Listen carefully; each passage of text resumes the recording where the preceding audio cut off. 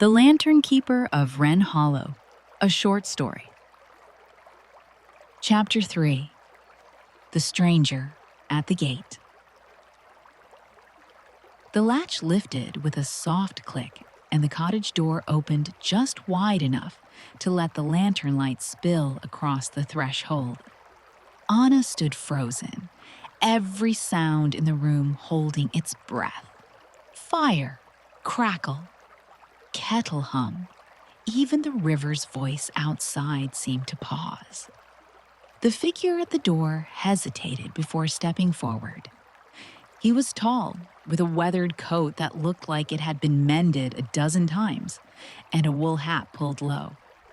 The lantern he carried was older than hers, iron-framed, glass panels clouded with age. But the flame inside burned steady and gold. The lantern-keeper smiled, as though greeting an overdue guest. "You found the path again, Samuel." The man inclined his head, his expression half sheepish, half reverent. "Didn't mean to wander this far, keeper," he said, his voice deep and kind in that rough country way. "The lights led me here." "They always do when the heart's restless," the keeper replied. "Come in before the frost learns your name." Samuel stepped into the cottage, nodding politely to Anna. "Didn't expect company," he said. "I could say the same," Anna replied, though there was no edge to it, only curiosity. He smiled faintly, a good-natured crease forming near his eye. "First time seeing the Hollow's lights?" Anna nodded. "First time seeing anything like them, really. They seem alive." "They are in their way," Samuel said, little reminders of what's left behind. The Hollow keeps its promises, even the quiet ones. The lantern-keeper poured him tea from the same pot. The air filled with the scent of apples and spice, the kind of warmth that seeps into bone. When the three of them sat, the keeper asked, "What brings you back, Samuel?" "Dreams," he said simply. "Same one, 3 nights in a row. A field of willows, wind running through them, but no sound. Just silence thick enough to choke on. Then a single light appears, moving toward me. When it reaches my chest," he tapped the spot over his heart, "I wake up." Anna shivered. That sounds more like an omen than a dream. Samuel smiled faintly. Or a reminder, maybe. "My father used to say this place listens harder than most. Sometimes it listens too well." The keeper nodded. The Hollow remembers everything, but memory without gentleness becomes a haunt. That's why we keep the lights, to teach memory how to soften. Anna leaned forward. "And the scarecrow?" she asked quietly. Samuel's expression flickered, something between respect and unease. "You've met him then?" "Met is a strong word," Anna said. "But yes, he's watching." "That he is," Samuel agreed. "Always has." They say the scarecrow was the Hollow's first keeper, back before there was a name for it. He stayed too long between one world and the next, until the wind filled his skin with straw. Now he listens, so we don't have to. The cottage creaked as if to agree. Anna's lantern, sat near her feet, flickered twice, almost like a pulse. Later that night, when Samuel had gone and the tea had grown cold, Anna lingered at the window. The orchard beyond lay silvered under moonlight. She could just make out the scarecrow's outline, a cross of dark and shadow. The hat dipped low. A faint light hovered beside it. Then another. Then a third. They gathered around the figure like stars returning to an ink-black sky. The blue ribbon on its wrist fluttered in the wind, catching the light so that for a moment it looked as if the scarecrow's pulse had returned. Anna turned back toward the keeper.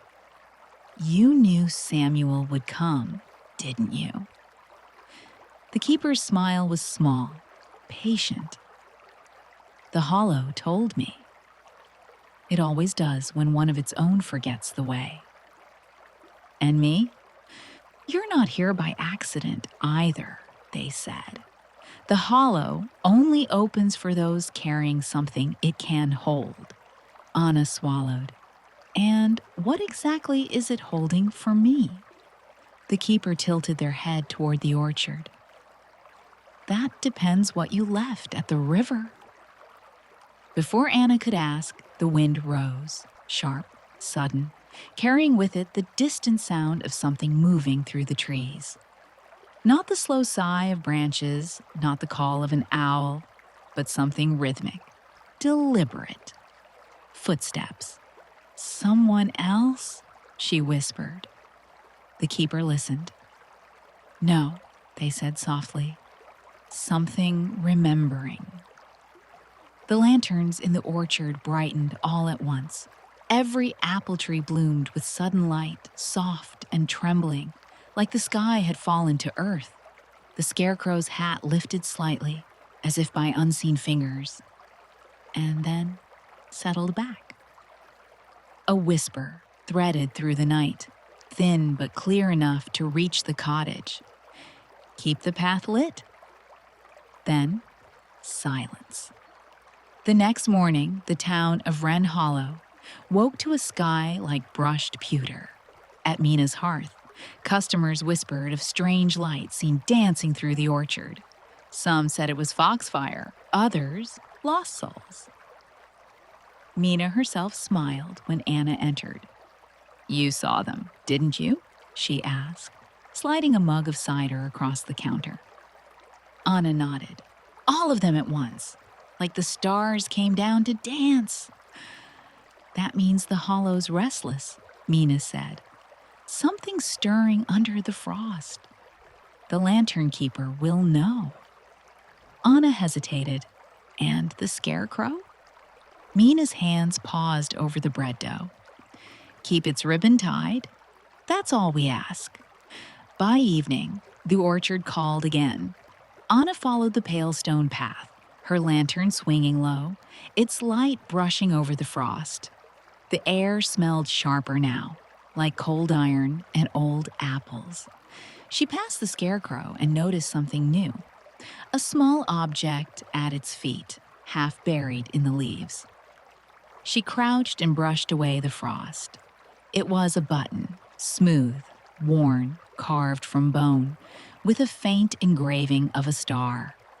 As she picked it up, a voice, not loud but near, so near it brushed her ear, whispered, "That's not yours yet."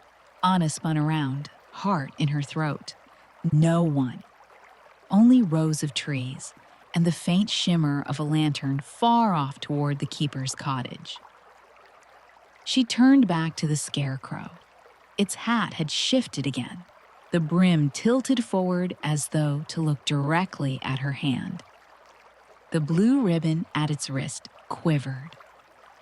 Anna swallowed, pocketed the button, and whispered, "Then I'll borrow it until you tell me why." The wind stirred the branches like pages turning, and somewhere behind her, in the direction of the river, another light blinked awake. And that brings us to the end of this chapter.